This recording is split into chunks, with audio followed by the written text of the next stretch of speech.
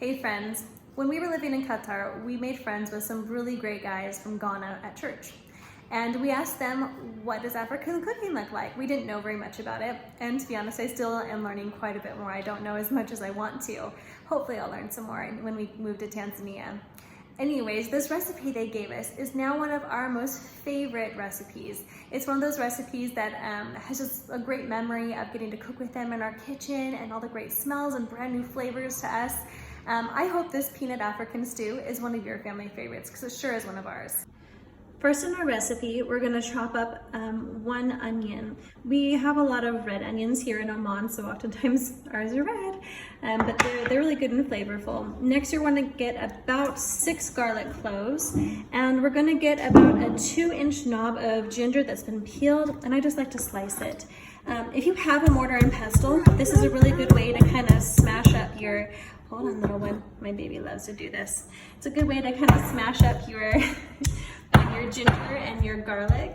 If you don't have one, that's fine, just cut it up as small as you can, but I really like the flavor that it produces when you smash it. Next, I'm going to add my onions to about 2 teaspoons of olive oil into my pot. Right now, we're just kind of flavoring the oil. Oil carries flavors a lot better than liquids do, so that's why recipes always have us do the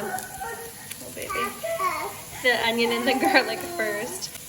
All right, we're taking that garlic and ginger that we mashed up, and we're gonna stick it in there as well.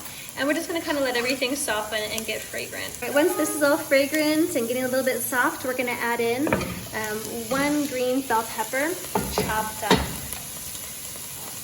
I gotta do a disclaimer right now too. I'm not doing the soup exactly as our friends from Ghana did it. Number one, because I don't know all the techniques that they knew, and I didn't even really start making the recipe again until years later, and I had to look up some different recipes to kind of remember what it was like and what I was doing. So bear with me with my making it my own and it not being perfectly authentic. After everything is getting a bit fragrant here with the bell peppers, I'm going to add in a bunch of sweet potatoes. This is about 1 sweet potato.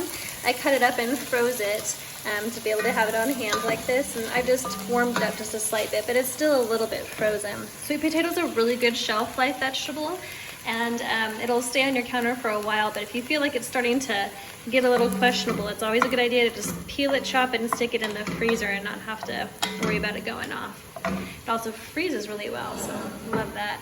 Next, we're going to add about 4 cups of water. So I'm going to add in about 2 tomatoes diced up, not finely, so don't worry about them being too small. And then we're going to add in about 1 to 2 little regular tiny spoonfuls of vegetable bouillon. I can estimate that being about a little more than 2 teaspoons. And then we're going to stir it all up and let it come to heat and move on to the next step in a few. Okay, I can see that this is starting to get a bit warm. It's starting to steam a bit. I need to make sure that I check for salt, and I'm going to add in just a bit here to make sure that we've got some going. When our friends made this for us, they made it with some lamb, and that was really, really good. Recipes online I've seen have used chicken, but since we try not to have meat too often, mostly for celebrations, or when we get to go eat out with friends, which isn't a ton, we like to use chickpeas, and it's actually a really good flavor. And chickpeas also cut down the cooking time significantly. When you're using a meat, you need to get it really, really tender, and it takes about 1.5 hours to do. But when you're using chickpeas, it's only basically heating everything up, which is really great. Last ingredient to add will be about 1 cup of peanut butter. I really enjoy this brand simply because I can get it on Amazon and it'll ship here, and it's a good natural peanut butter. If you don't happen to have natural peanut butter on hand, Skippy is really good too, or Jif, or whatever kind of, basic shelf peanut butter you have will work just fine. All right, once my sweet potatoes just kind of smash apart when I poke them like that, then I know they're all done. I want my tomatoes to kind of break down a bit, and finally, there's an option to add some greens if you like. Oftentimes if there's like, oh man, I really need to use that kale or that chard or that spinach or whatever, I'll chop it up really nice and fine, kind of like herbs, and I just kind of dump it in there. This isn't really a necessity, but it sure is nice and adds some really good texture to this. Finally, we serve this over some brown rice, but you could just eat it just like this as well. We just like to add the grain because then it's just a little bit more satisfying. So here's our soup, all lovely. Hope you enjoy it.